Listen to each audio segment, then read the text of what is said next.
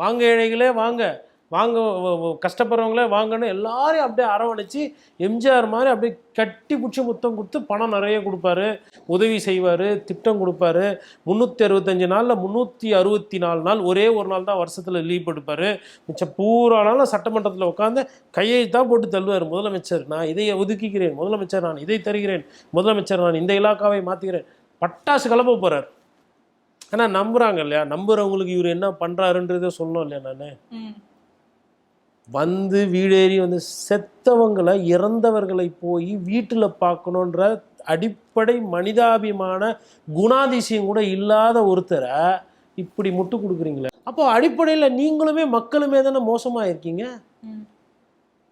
இது பிடிக்கலன்னா இது பிடிக்கலன்னா இது என்ன ட்ரெஸ்ஸாக? இது ஒரு ட்ரெஸ்ஸு பிடிக்கலன்னா மாற்றி வாங்கி போட்டு போகிறதுக்கு ஒரு அரசியலில் ஒருத்தரை எடை போட தெரியாது உங்களுக்கு. யார் எப்படி, யார் என்ன தரோம், யார் மக்களுக்கு உதவுறாங்க, யார் ஓடி போகிறாங்க.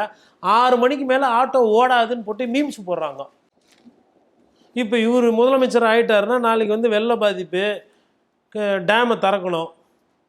உதாரணத்துக்கு நம்ம இந்த சென்னையில் புழலை திறக்கணும், இல்லை வந்து சாத்தனூர் அணை திறக்கணும், இல்லை பூண்டியை திறக்கணும், இல்லை கல்லணை ஏதோ ஒன்று அணை திறக்கணும். 6 மணிக்கு மேலே ஆகிப்போச்சு, மழை அதிகமாக பெய்யுது, 1 லட்சம் கியூசெக் தண்ணி உள்ளே வருது.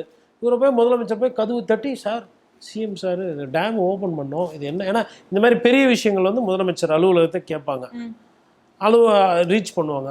இவர் கரோனா காலத்தில் இவர் வெளில வந்துடுவார்.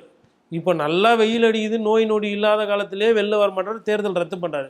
இவரெல்லாம் கரோனாவில் பார்த்துமே, கரோனாவில் எங்கன்னா வெளில பார்த்தீங்க இவரை இல்லையே. அப்புறம் அதாவது நீங்கள் கொடுங்க பில்டப்பு, வரட்டும் ஜெயிக்கிட்டோம். ஆனால் மற்ற அரசியல் கட்சிகளை அவ்வளோ மட்டம் தட்டிட்டு, திமுகவையும் அதிமுகவும் அவ்வளோ பேசிட்டு, சரி இவர் எதனா ஒரு அமைச்சரை எதிர்த்து பேசியிருப்பாரு? தில்லு தெம்பு திராணி இருக்கா இவருக்கு? பொதுவா தீய சக்தி அந்த மாதிரி ஏன்னா ஒரு அமைச்சரை எதிர்த்து ஒரு ஊழல் வழக்கு தொடர்ந்துருப்பாரா? இல்லை ஒரு அமைச்சர் இந்த மாதிரி தப்பு பண்ணுறாரு பேசியிருப்பாரா? இல்லை அந்த சப்ஜெக்ட் தெரியுமா?